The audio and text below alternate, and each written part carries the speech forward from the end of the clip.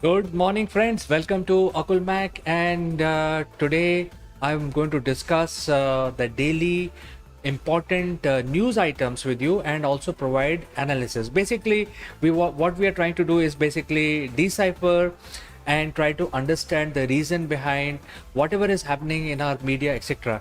Before we begin, I'd like to tell you that this live stream is kindly sponsored by Shopify.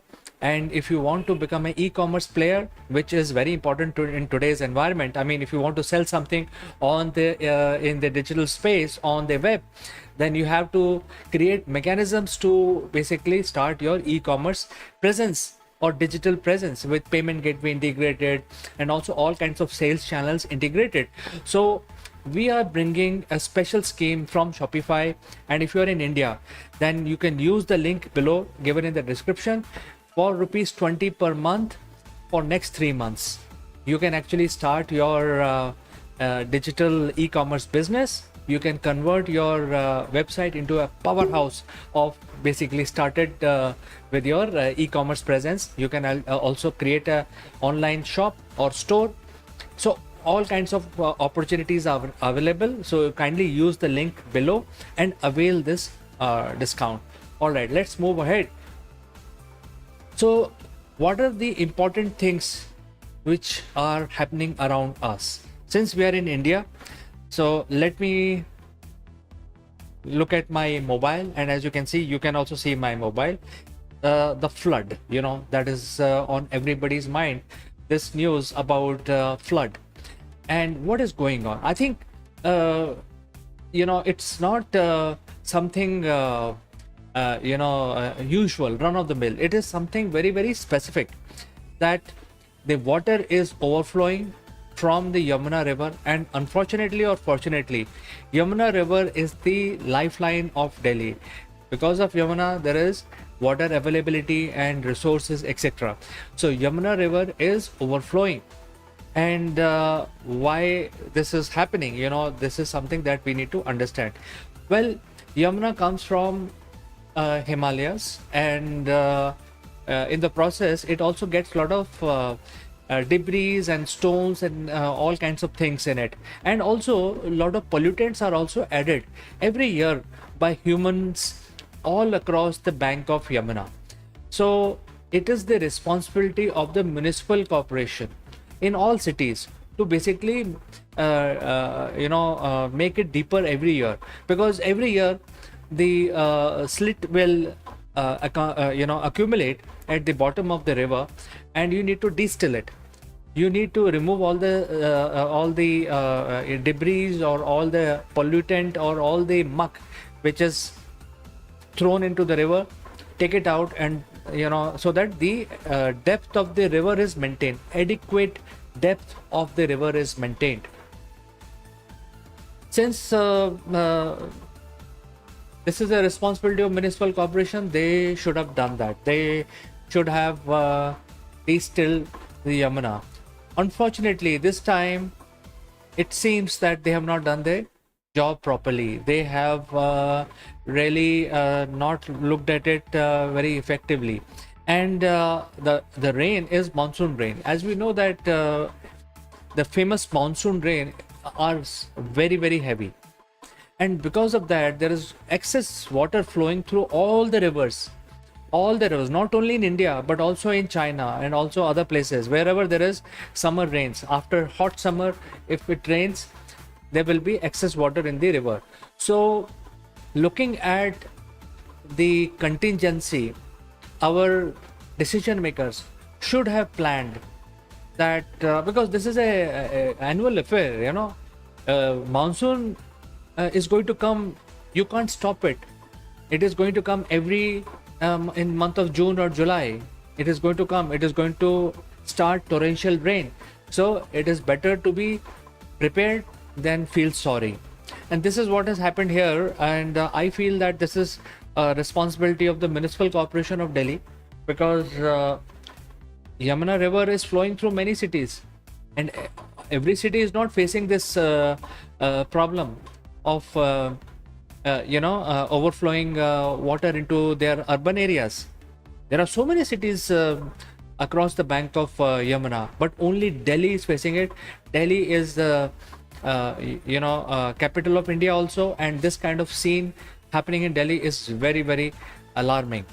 And therefore, all the people who are living in Delhi and surrounding area, that's a good lesson, because if the municipal corporation, which is an elected body, that means you only elect those representative, and you expect the municipal corporation people whom you have sent by electing them to that position, you expect that they will actually uh, help you. They will actually look after your needs of survival in a city, like sanitation, water supply, and so on, road infrastructure, and also all these kind of contingency, garbage disposal.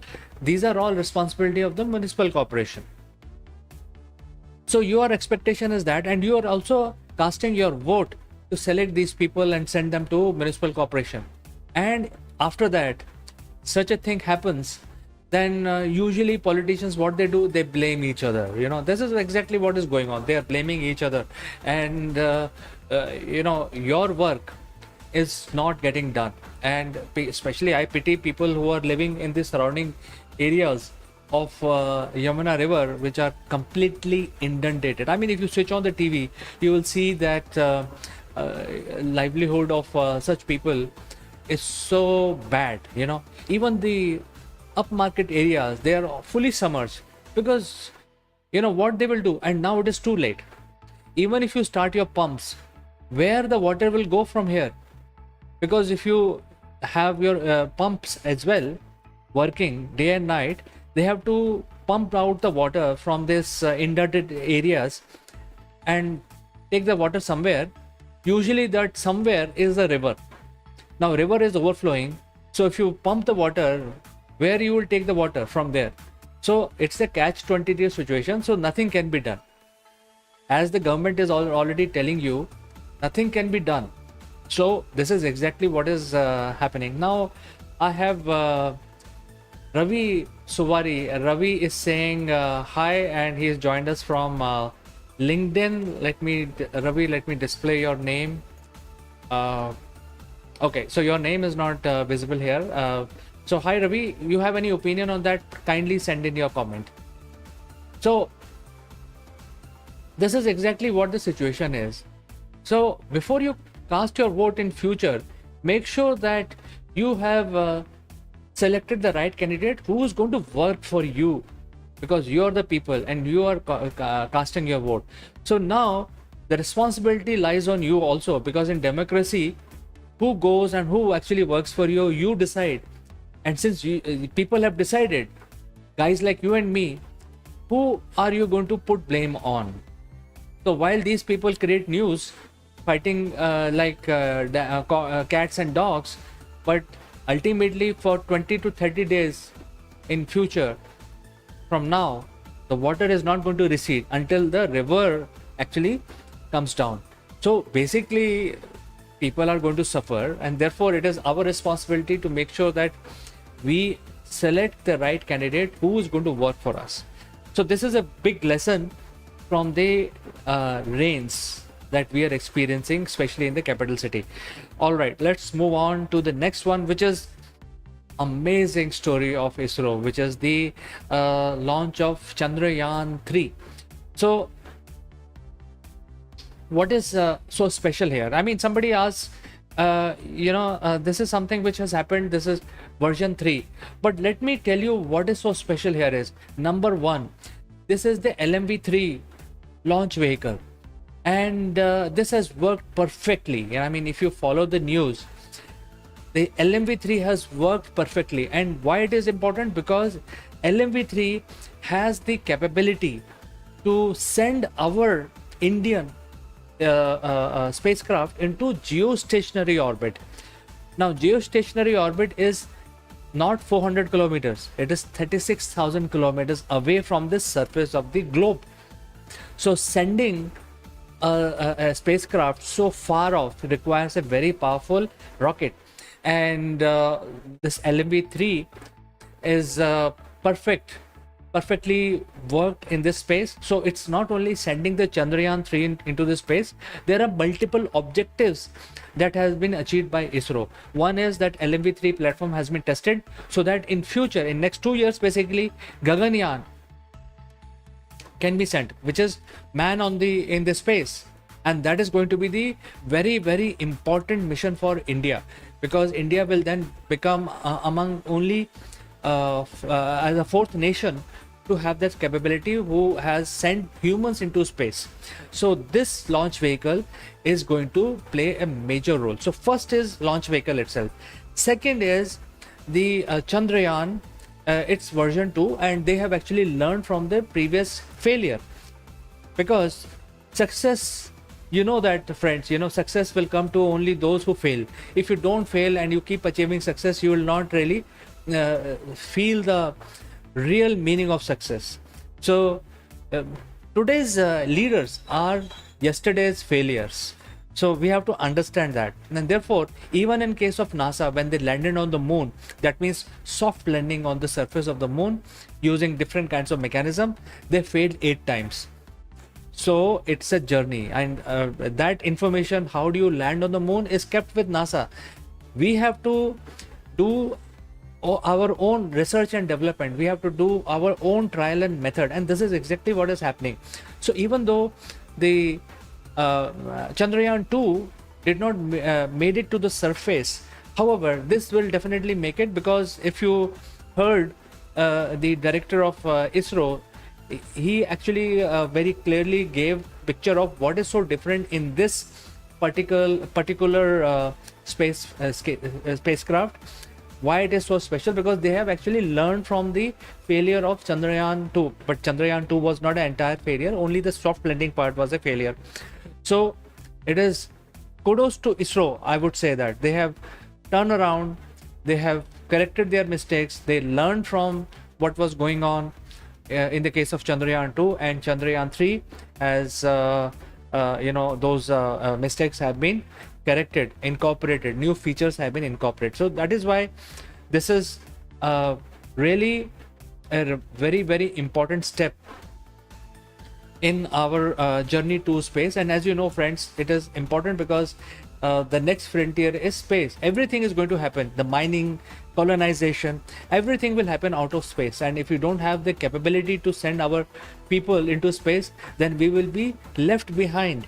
So it's important, and especially now we are competing with US and China in this space, whereas US has now decided to become ally with India, or vice versa.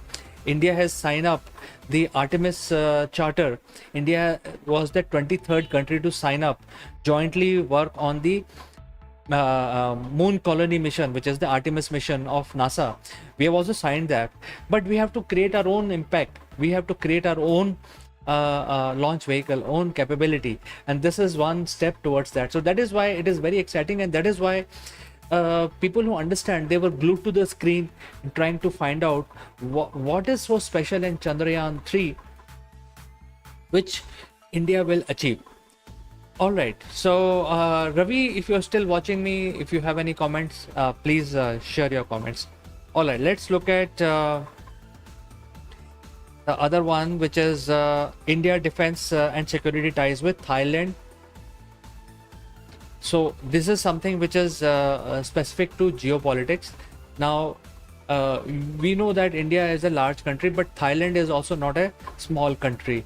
Thailand is large country in terms of land mass, not as big as India, but it's large. And wherever there is a large country, the diversification of human population happens.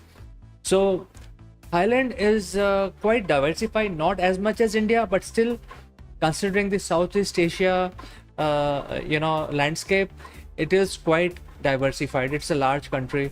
It has a small strip of border which connects with Malaysia also. So people from Malaysia to Thailand, Burma to Thailand, and vice versa happens. So as it is, there are a lot of diversification in terms of demography. Also, it is quite a rich nation. It is quite a rich nation in the sense that it provides a lot of rice and lot of these these requirement, export requirement from Thailand.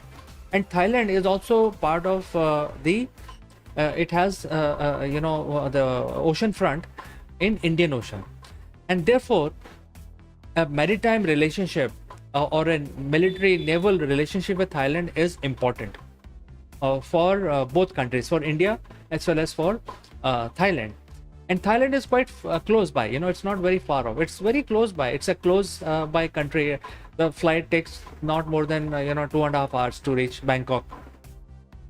So it is important for us to basically have a relationship with Thailand, and that is going to strengthen our presence as a collective, as a Southeast Asian countries collective, to better support each other and also provide security, and also look at calamities. Many times there could be calamities like tsunamis, earthquakes, etc., and no country is can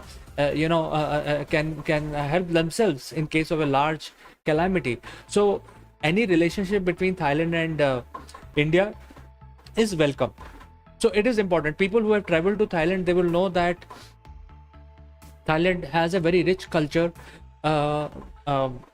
Majority of the Thai people are Buddhist, but Hindu community is also there, which are native to Thai, and also Christians, and also Europeans, a lot of Australians. So it's a very diversified society, just like India.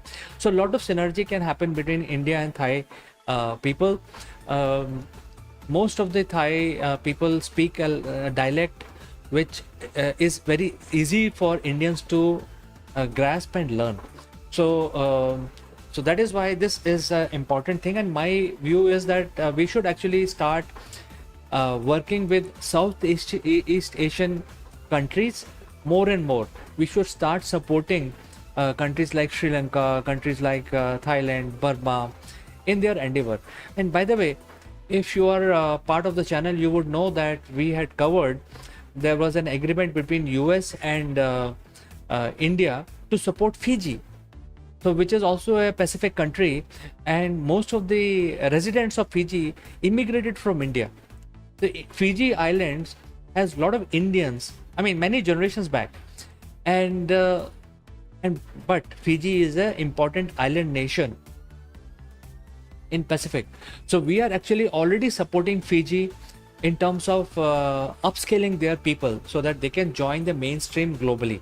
So like that, Thailand relationship is important in my opinion. Now let's move on to the next one, which is something which happened yesterday. This is the agreement signed between UAE and India, and this is a very important step because we are now getting closer to make Indian rupee as a global currency. So this is an agreement signed between India and UAE, and UAE is that a lot of Indians are they reside in UAE. They work in different emirates. If you know UAE, it's a combination of 7 emirates. Dubai is one of them. So UAE is a country which is capital is Abu Dhabi, which is also a separate emirate. So in UAE, Indian rupees will be now used. So there is an agreement signed between the both countries where dirham will be used and also the rupees. So it will basically be much more easier for Indians to not to exchange any money. They will be able to use their Indian rupees in UAE. This is a very, very important step because UAE is a very, very important country, especially in the Middle East. UAE has 2 international very large airports. One is Dubai, other is Abu Dhabi. These are airports which has major flights, connecting flights. Lot of people travel into Dubai, into Abu Dhabi, and if you know, Dubai airport is one of the largest airport in the world. Likewise, lot of people go there for work and business. There are a lot of real estate available. There are a lot of new things happening in UAE. So UAE is also playing a major role in the global economy, and UAE accepting Indian rupees as one of the legally traded currency in their country is a very, very important step, because guess what, who are the people who go to UAE? The people who go to UAE are not only Indians, but all these Southeast Asian countries, even from Philippines. They actually travel to UAE and work. At the same time, a lot of people from Africa also come into UAE. So imagine the impact of this. If Indian rupee is accepted as a legally traded currency, then imagine how far the impact can be felt, because there are a lot of Indians and African nations, especially East African countries as well. So very soon the East African nations will also start accepting Indian rupees. And why this is important? Because guess what, we need only around 49 countries to declare Indian rupees as a global currency. Just like the US dollar is a global currency, Indian rupee will also become a global currency. And once it becomes global currency, then people will be able to make payments anywhere in the world in Indian rupees. They can decide. So if somebody wants to send money in Indian rupees, they don't have to first convert that into dollars and then convert back into Indian rupees. So in both the cases, you lose out because there is a conversion cost. That is why this is a very, very good or very important step for Indian economy, because we have also launched Indian rupee, the digital variant of Indian rupee called e-rupee on the blockchain environment. And therefore, having this Indian rupee converted into digital currency, on one side we already have the digital currency, and other side we will have the global digital currency. So it will be much more powerful. Imagine, friends, who we are competing with. In future, we will be competing with only China. China yuan is already digital. They have converted their yuan into digital currency. At the same time, Russians are already buying in yuan. They are already collecting yuan for their petroleum products. So China currency is in a stronger position right now. We have to compete with China. Therefore, this step is very, very important, absolutely critical for the Indian economy, for Indian future generations. All right, let's move on to the next one.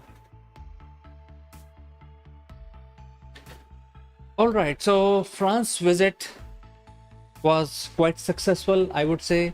Our Prime Minister was invited as a chief guest into France, and there were a lot of bilateral agreements that has been signed, especially in the area of defense, like submarine and Rafales, which are signed up with. And these things are we are talking about it. Okay, so I'm going to skip some of the news items which are political in nature. Okay, let's look at this one. So out of the 24 cheetahs which were introduced by the Indian government to create a separate cheetah population in India, because cheetahs are not found in India now. Probably there were cheetahs found in antiquity. So this is this is a step, this is a project. So before I continue on this, Rajendra Singh is here. Rajendra Singh, hi, good morning. I'm fine, how are you? If you have any comment, any suggestions on the latest happening, kindly feel free to send in your comment. I will read and display your name also. Let me display your name. All right, so your name is there. So if you say your comment, I will display your name and read out your comments. All right, so this news is about cheetahs. Unfortunately, we have lost the 8th cheetah, and out of this 24, 8 have already perished. So the environmentalists are trying to find the reason that why the cheetahs are dying. And friends, that cheetahs are not found in India. They were probably found long back, but they are now not available in India. This cheetah, these cheetahs are basically brought in by the from the African nations like Tanzania, Kenya, etc., because that is where the cheetahs are found. there also there is a challenge because there are only two major groups of cheetahs available, and that is a cause of concern because if only two genomes or DNA are available in cheetahs population, then very soon the cheetahs will completely eradicate because there will be no permutation combination. The process of natural selection will not happen in their population, so very soon they will get extinct completely. So in order to save the cheetah population, create some sort of diversification, this project was started, and the cheetahs were introduced in the wilderness of India. And we have to make sure that cheetahs are not used to this environment. So a very methodical study was done, and the cheetahs which were brought in from Africa were introduced in certain portion of the Indian jungles. So however, 8 cheetahs have perished since then. So I think that is a cause of concern, and the scientists are trying to find that whether the space required in the forest for survival of cheetah is sufficient, because right now we have calculated, the forest officers have calculated that one cheetah requires about 100 square kilometer of area for survival, because cheetah has to obviously hunt and eat. But some forest officers are saying that no, 100 is not sufficient. Because of that, cheetah may not be able to find adequate food supply for hunting or prey in that 100 square kilometers. Now decision has to be taken, because this is a very difficult situation. 8 cheetahs have perished already. So whether we need to allocate more per cheetah, more area for per cheetah, that has to be decided now. So this is something which is quite alarming. Let's move on to the next one. All right, so I'm not covering the politics because that is not the area of concern for. I'm more interested in what affects our human life and business, etc. All right, so the rain onslaught continues, and if you are a member of the channel, you would know that this rain is happening because of the El Nino effect. El Nino is a effect which happens on the western coast of Mexico, on the equator, when the temperature slightly rises. When the temperature slightly rises, the air in that area rises up, and because of that, the wind from other parts of the world rush to occupy that area, which or the vacuum which has been created in the atmosphere. And because of that, it affects the El Nino affects the global weather system everywhere. And this monsoon is so heavy because of the El Nino effect, which is happening in the Pacific, quite far from here. But since we are part of a closed system, Earth is a closed system, we actually are facing this heavy monsoon, unusual monsoon, arrival of monsoon early because of what is happening in Pacific. So there has been a red alert in Himachal, because as it is, Himachal and Uttarakhand are already facing the brunt of the torrential rain. All right, let's move on to the next one.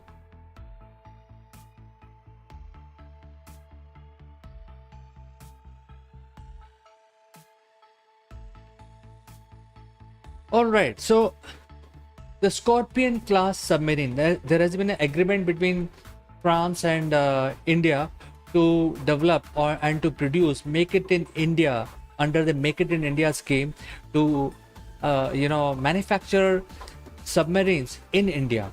Now with this agreement, both countries will benefit, simply because the Scorpion class submarine, if created, and if France is interested, they can also get access to those. So it will create a lot of export avenues for India, also low cost submarines for France.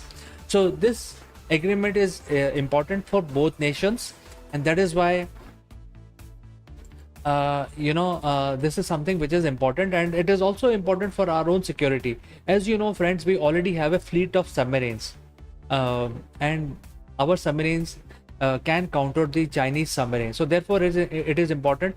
It is going to create a lot of inward remittances for our own economy. Also create export-oriented revenue, which is very important for India. Country like India, we need to increase our export, and defense equipments are very expensive. So if we have the capability to manufacture very complex machine like a submarine, it will be very good for our defense forces and navy. Also, France is going to help us in achieving that. Therefore, this is something very, very important. And Mr. Modi's Mr. Modi never comes empty handed. He always brings something for India. He's so concerned about Indian economy and Indian how India will evolve, and he's looking at 2047, 100 years of independence. So whether he will be the PM or not, but as a leader, he is very, very inspiring. He is telling all of us to prepare for 2047, and therefore whenever he goes, wherever he goes, I mean, after France, he has gone to UAE, close a currency deal with the government of UAE. So this is something which is very, very important, and I think he's doing a good job as leader of our country, as a prime minister. So I think we have chosen a right leader. Indians have chosen a right leader for our own growth.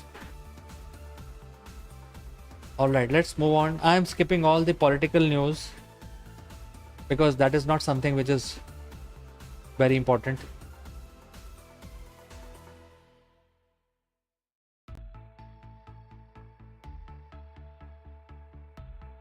All right, so let's look at tomatoes.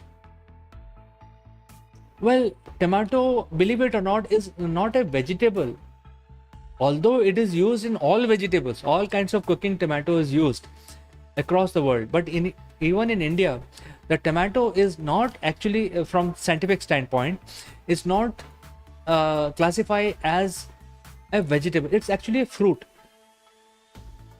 and it has to be consumed fresh. So unlike other vegetables which can be stored in cold storage, even onions can be stored in cold storage, tomato unfortunately has to be plucked from the field, brought to the market, and then sold fresh. So tomato is one commodity which requires fresh consumption, and if it is stored in cold storage, it will go bad because it's very soft. It's very mushy, very soft.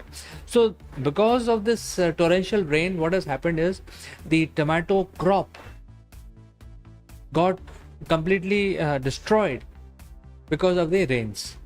And usually this is what happens. And since tomatoes cannot be stored in cold storage, if there is a scarcity of some vegetable, you can bring it out from the cold storage and fill that scarcity to ensure control on inflation. Whereas in this case, since tomatoes are not stored in a cold storage, they have to be part of a fresh supply chain. That means the farmer in the field will pluck it, and immediately within next 2 to 3 days, the tomatoes, maximum 3 to 4 days, it has to be consumed by the consumer. So there is a instant supply chain, which is tomato is part of that. Everything has to be fresh. And because there were torrential rain, most of the tomato supplies got disrupted. Before they were plucked, they got completely destroyed by the rain. And because of that, there was a major loss to the farmers. At the same time, availability of tomatoes has created a scenario where the price of tomatoes is skyrocketing in India. Not sure about other countries, but at least in India, they are skyrocketing. People are saying that it may reach rupees 250 per kg. It may reach to that level, which is very, very expensive. Tomato is used in every food item of average Indian. So if availability of tomato is hampered, or if it is very expensive, obviously it will affect other food items. So if you go out in hotels to basically eat, the hotel will have to buy tomatoes at very, very high rate, and therefore they will actually charge more for their food items. So at the same time, if you're cooking at home also, there are certain vegetables which you can't cook without tomatoes. Certain foods which require tomato is an essential ingredient of that. So this is creating a major problem for consumers in India. All right, so UCC is a big debate. It's going to happen. As and when it happens, we will talk about that. Right now, it's too early to discuss.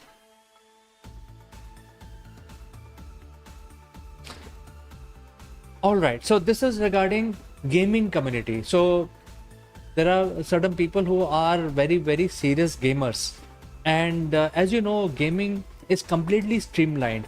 It's not something that you play for recreation. You can actually make a lot of revenue out of gaming. I mean, it's like a betting thing. So for people who do not know how gaming works, let me tell you, gaming requires complete profile creation. So before you start playing a game like rummy or any kind of game, you need to basically create your complete profile. You have to link your bank account with your profile. There will be a physical KYC requirement so that you are physically verified by the gaming platform, and after doing that you will be eligible to play a game. Now what will happen is, when you actually start playing game, you make some money, you lose some money. When you make some money, money will get automatically transferred to your bank account. If you lose, your money will be automatically deducted from your bank account. It is very similar integration, just like a stock exchange integration.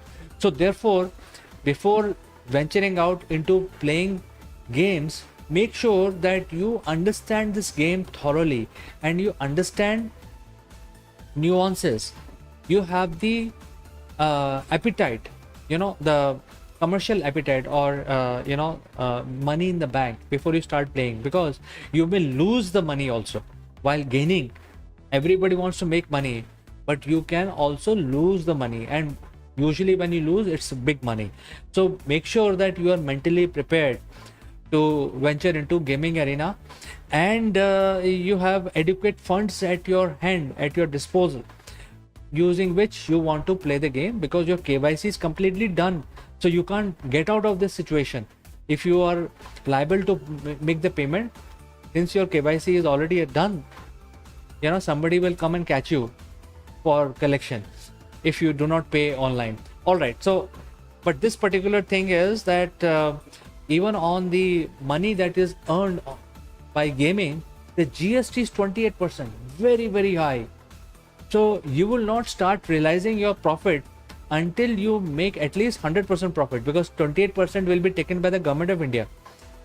So if you spend 100 rupees, make sure that you are looking at doubling it in every game that you play, because whatever you make, 28% is tax, GST on that.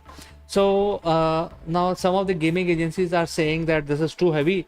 They are approaching the government, asking for a reduction in this GST. But let's see what happens, how government reacts to this. But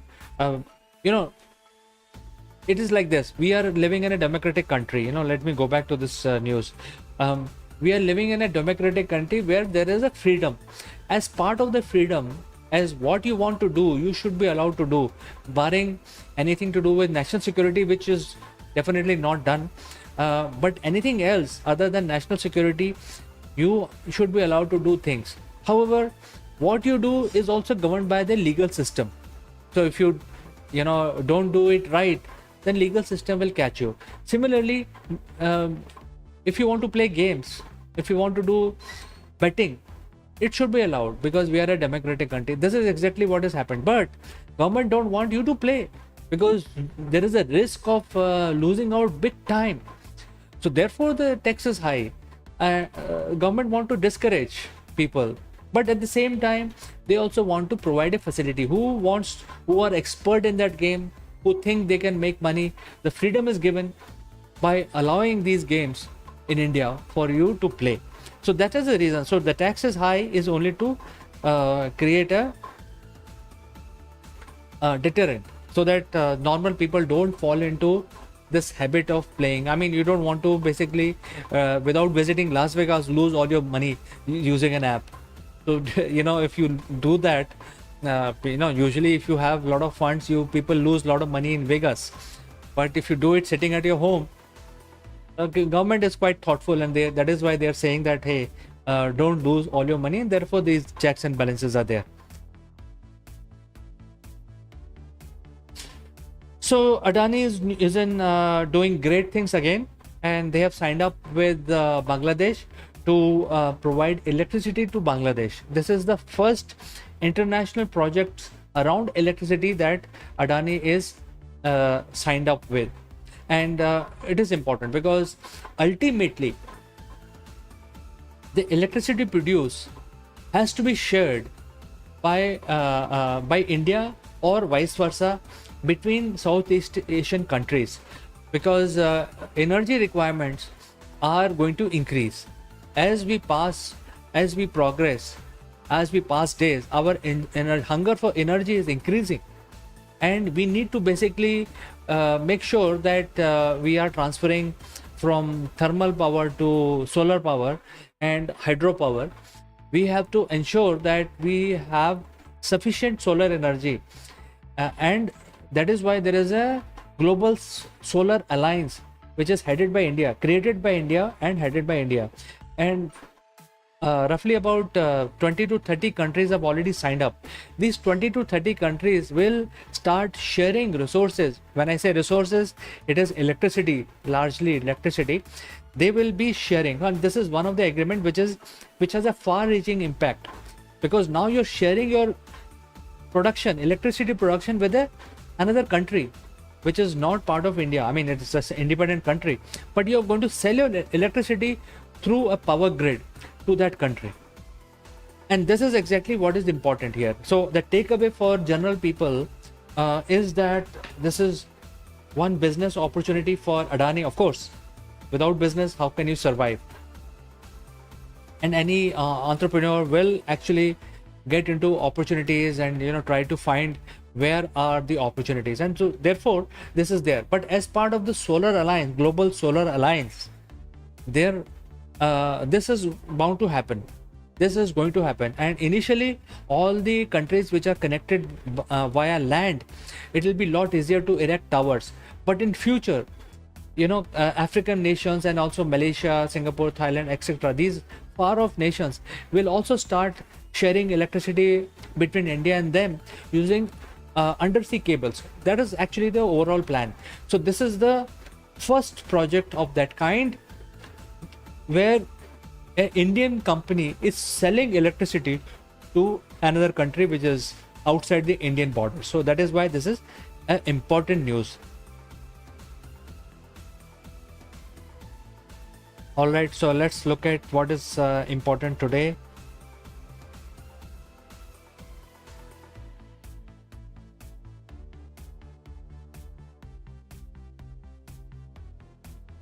So rains are happening everywhere across India. We should prepare ourselves, and generally I like to appeal to all the viewers that please don't step out from home if it is not necessary, because anything can happen. There could be flash flood, there could be sinkholes. So make sure that you protect yourself. Don't venture out if it is not needed. Be at home.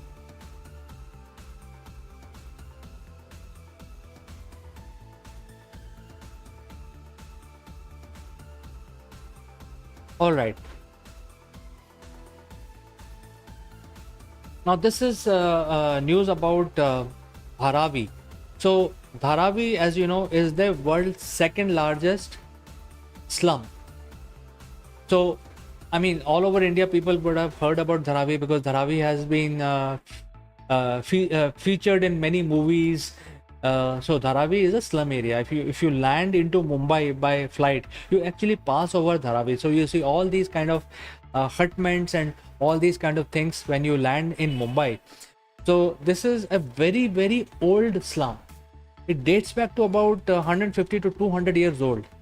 So Dharavi is basically world's second largest slum. The largest one is Sao Paulo, the largest slum. is in Sao Paulo, this which is in Brazil. Um, However, this is also a fairly large slum, and it is a humongous task to basically urbanize this area. This is in the heart of Mumbai. The land price must be very, very expensive in this area. This is in the center, and this is near the airport, and hence this area is locked up.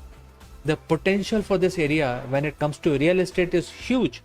So government has to basically try to urbanize this area instead of leaving it like a slum.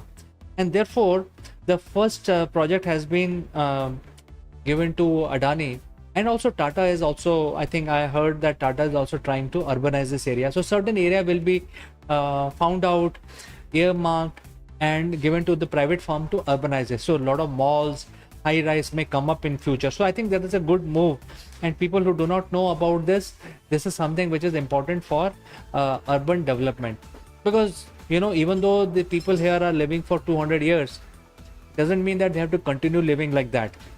So the growth is important, and therefore this is an important step towards that. And Dharavi being a very, very large, I mean, if you're living in any other city other than Mumbai, you can't even imagine the scale of the size of Dharavi. It's a huge space which is completely locked up in the heart of Mumbai.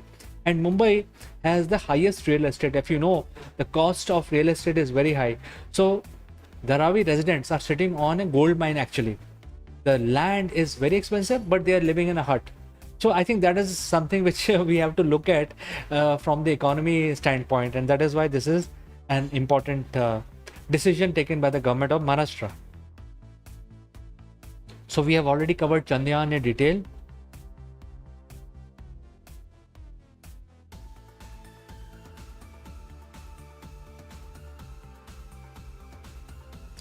So leopard cubs found. I mean, this is information, and in fact, leopard is a large cat, and leopard in if you go to South America, leopard species is called puma. It's essentially the same species. These are large cat, but not as large as tiger. So people who do not know the difference between leopard and tiger and cheetah and hyena, these are all cat category animals. They live in jungle, they live alone, they are nocturnal, they actually hunt the prey. Tiger and lions are very large, they are the largest cats, but the difference between leopard and tiger is almost half. So although leopard is a large cat, but in terms of size and weight and dominance, leopard has almost half of tiger. So it's a smaller cat as compared to tiger, and they are found in our jungles. They are found even in Himalayas. There is a white leopard, the Himalayan leopard, which is found in Himalayas, parts of Pakistan, parts of India, parts of Nepal, and those cats are genetically engineered to live in high altitude, low oxygen environment and very cold weather. But leopards are nocturnal, they are spread across, and as the urbanization is happening in India, more and more people or their cities are expanding, they are actually encroaching into the forest area. And because of that, these leopards, time and again, because they are not as large as tigers and lions, so tigers and lions are able to create their dominance in a deep forest. These leopards cannot share the same territory with tigers and lions, so they have to look at other areas which are not colonized by tigers. Essentially, these are the external part of the jungle which are being encroached by cities today. So most of the time these leopards, they end up in cities, and whenever you see these videos where the leopard is found in a city, or a leopard is captured by a CCTV camera attacking some domestic animal, it's because the cities are encroaching into forest. So cities are encroaching into their houses. That is why they are hunting in their natural environment, and that is why it is happening. So this is an important thing, that maybe the mother is A mother has left the children, cubs, and a villager has found 3 cubs. And it is our duty, our responsibility to protect the wildlife. Every life is important. Every animal has a right. So I think they are doing the good thing by protecting these 3 cubs and try to save them. Now, another news is also related to tigers. You see the size of the tiger, it's huge. Look at the tractor next to it. Even though it is half the size of a tractor, still a fairly large. And this is, this is a proof of what I said a moment back. The tigers are now roaming into field area simply because the urbanization or the colonization of human race has now started encroaching. I mean, it's been encroaching into forest for a very long time, but now it is touching the forest. The cities, the boundaries are now ending into forest. That is why you see these kind of pictures where even the tigers are entering the field, and you see how dangerous this is. You see the tractor there. There is a man on the tractor, and this could be very risky for both for the humans and also for tiger, because if tiger try to attack a humans will they are better equipped to kill the tiger. So I think it's kind of an alarming situation, and this is why such incidents we keep hearing. All right, let's move to the next one.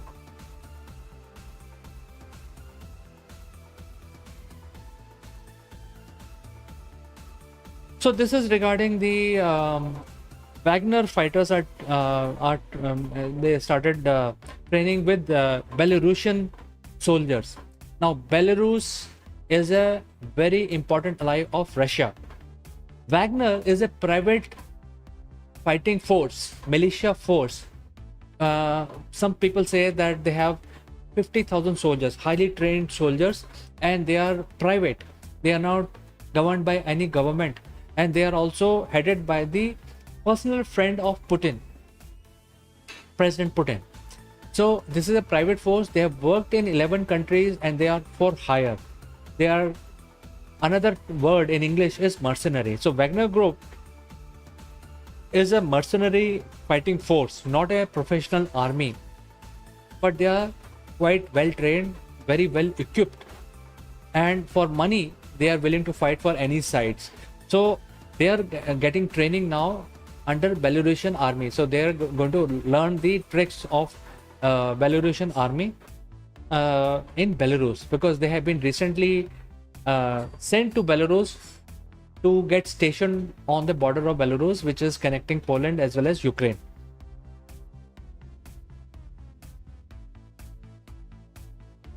All right, so Pakistan is also demonstrating a lot of politics lately. How far it is beneficial for people of Pakistan, time will only tell, but we are not covering that.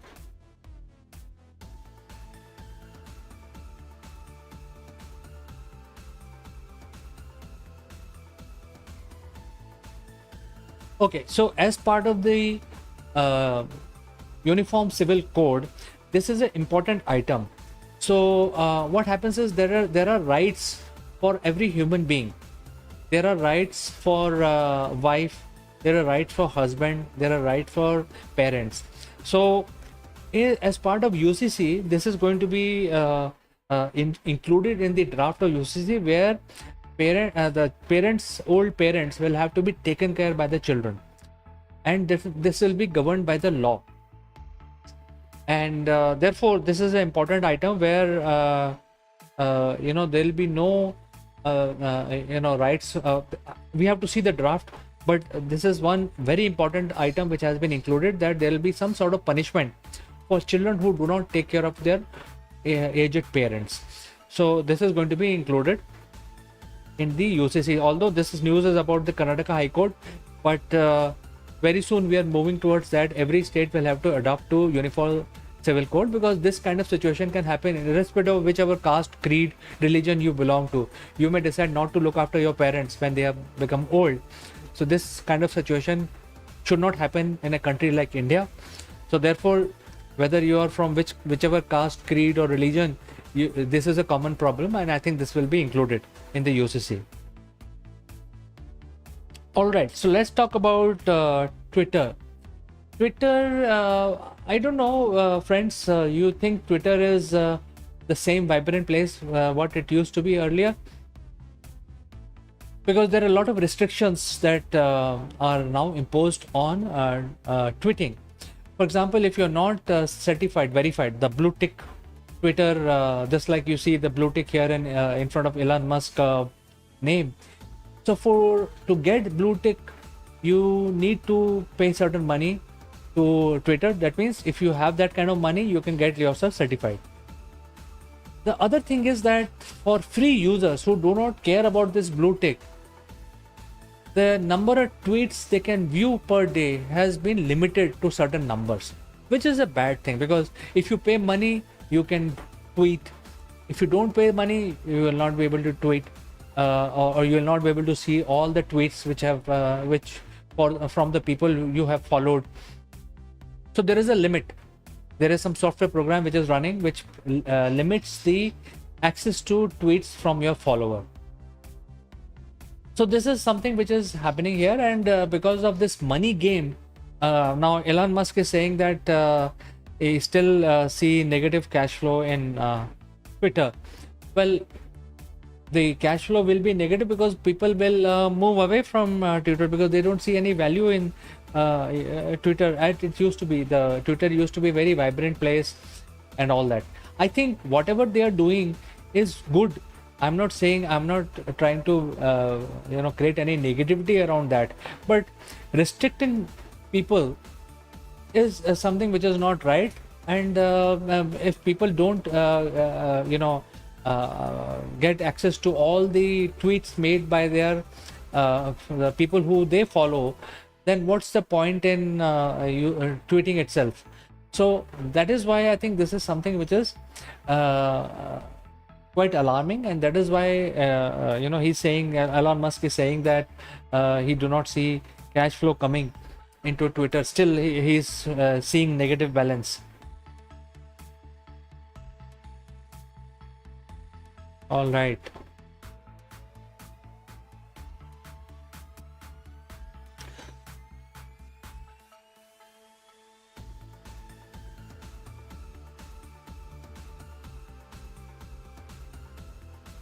So I think we have covered most of the things. Let's see what is there in business, anything important in business that we can take up, which is worth discussing. Okay, so this is the one. This is about Tesla.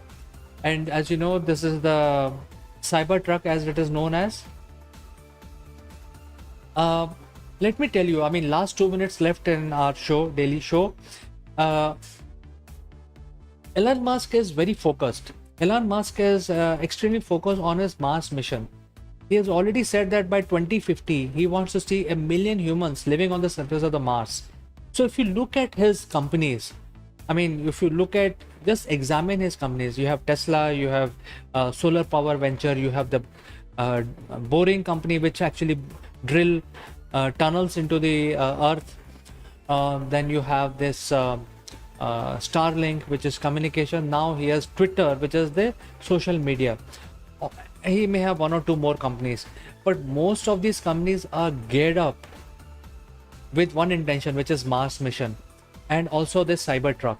You know, who's going to use electric truck for ferrying goods on the surface of the earth? You have railways here, so a truck will be a very good equipment when you are in Mars, because solar power truck can really help humans when they are there. So I think from that standpoint, this is an important activity from Elon Musk enterprise, you know, the entire enterprise. So all his companies are geared up to one goal, which is use the technology on the surface of Mars.